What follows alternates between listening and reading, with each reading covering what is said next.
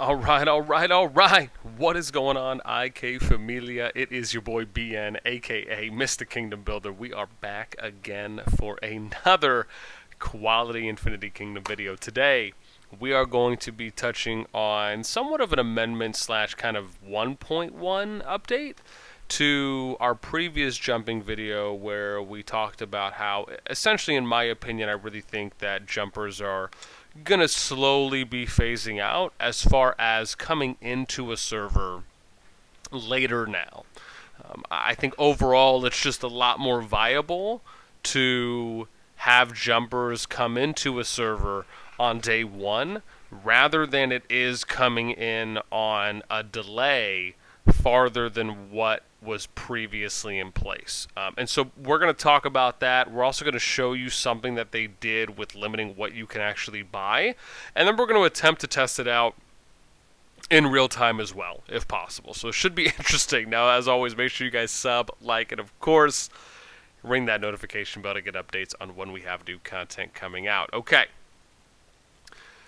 Let's start first with defining, right? What was the previous goal, or I should say threshold they had, right? So before, jumpers could come in, and let me be very specific. A jumper account is essentially you just making an account similarly to this one I have here, right? You keep it at Castle 8, you upgrade all your buildings to 8, and then you're basically just grinding out trying to improve troop power for the most part, right? You'll be able to research Academy, you'll be able to keep doing dragons, eventually once you're able to start attacking those, and then you can again pound those out from the treasury.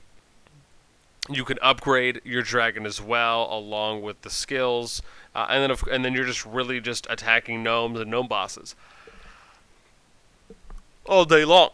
Now you can do some other things, such as utilizing your market. You can do your refreshes, right? There's going to be some of the, where is it here?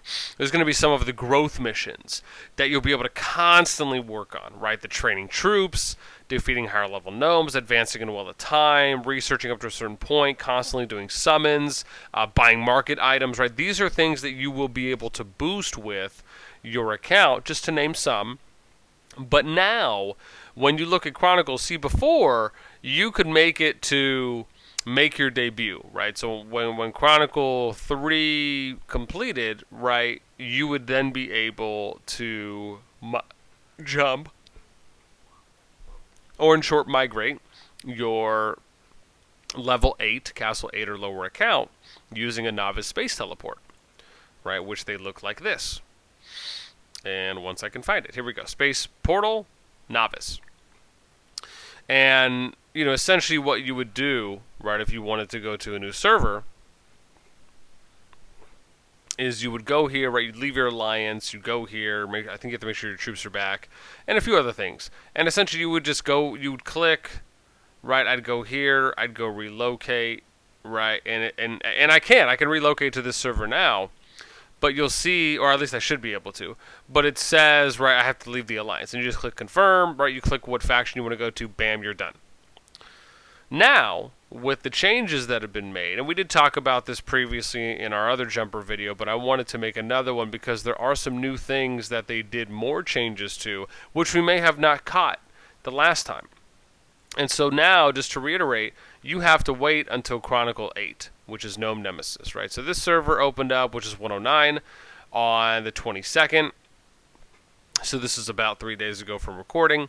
And you'll see that you have to wait for 8. That's 7 days. But then you have to wait for Gnome Nemesis to complete, right? And that's 25k level 11 or higher gnomes. So, again, maybe that takes you a day or two. You're looking at somewhere maybe around, give or take, 8 to 9 days that you're having to wait.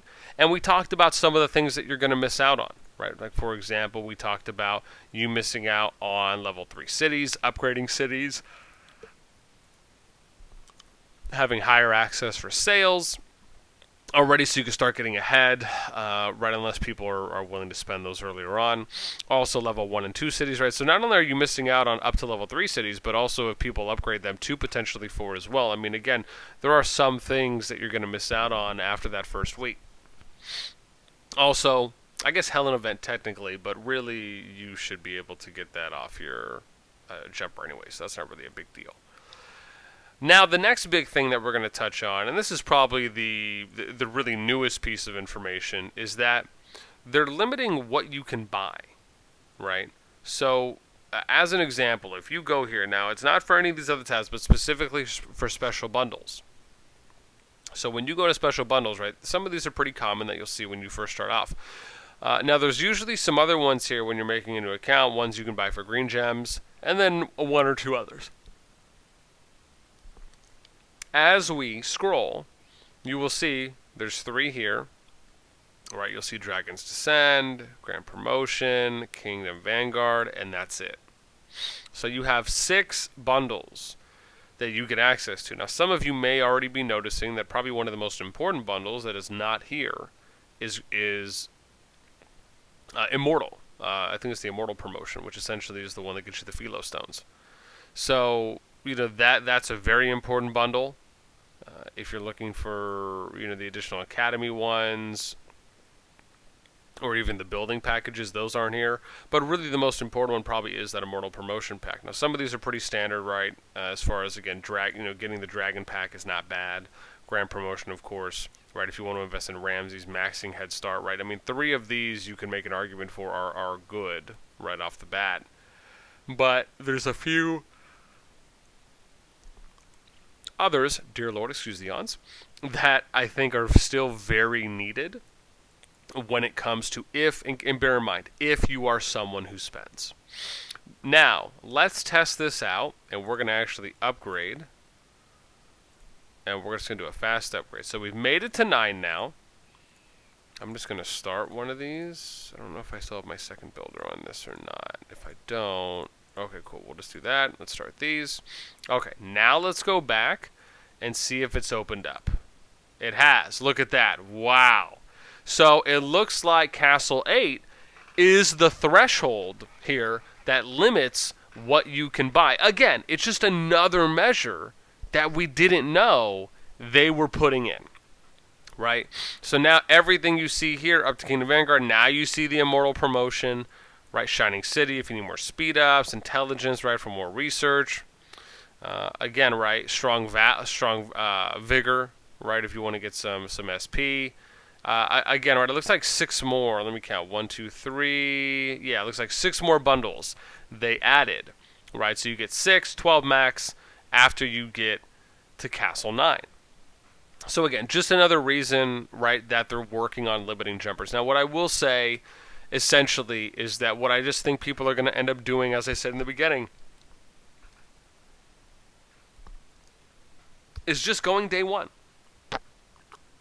Right, I think when I look at, how quick some of the servers, as far as, how long does it actually take for some players to get up that high, right? Let's just look at the boards real quick for a moment, right? So I can attempt to put this somewhat in perspective. You look at Lord Power now, right? Or sorry, let me look at True Power, right?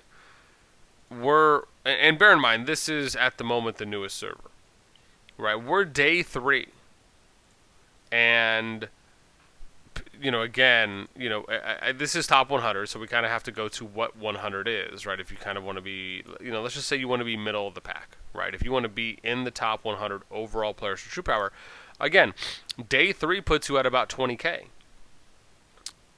Again, remember, you have to wait till day 8 or 9. Some of these players are probably going to be 30K on average, give or take, right? Maybe a little more, maybe 30, 35 by the time you get there, as far as for like the average free-to-play, when you just kind of factor him getting the upgrades going probably onto T3. Again, these are just things to consider, and that's Castle 20. I mean, hitting Castle 20 on day 8 or 9, I don't think is unrealistic at all. So, again, bear in mind that even though that's where it is now, and that's probably where people should prep, if you want to be top, I mean, again, some of these people are already high 20s, right, getting into low 30s, right, you essentially would have to probably get somewhere around, 30, maybe 35K, just to anticipate what day 8 and 9 troop power may be at. So this is one of the reasons, in addition to them limiting things like bundles, what you can buy, pushing the date back, other things on the server are already going to be developed. This is why, in my opinion, I just really think that it's going to be more feasible for groups to just go in day one, right? Just get your players ready, and there's just a few benefits there. One, you don't need to sit there and prep accounts, which means you just have more free time to keep playing your main, or you just wait, right, until the group either is ready at whatever point they need to be, and then you're just waiting for the new server to come out and you go in day one, right? There's no delay, there's no preparation you need to make. Now, that doesn't mean that you do not need to prep at all, right? There will be some players that will want to prepare accounts ahead of time, and that is okay, right? People just have to have some realistic expectations that you may need to be preparing your accounts longer than what you did before, right? You won't be able to get away prepping it for 3 weeks, as a free-to-play, depending on how you invest, 2 to 3 weeks, I should say, and, before you go in to a server.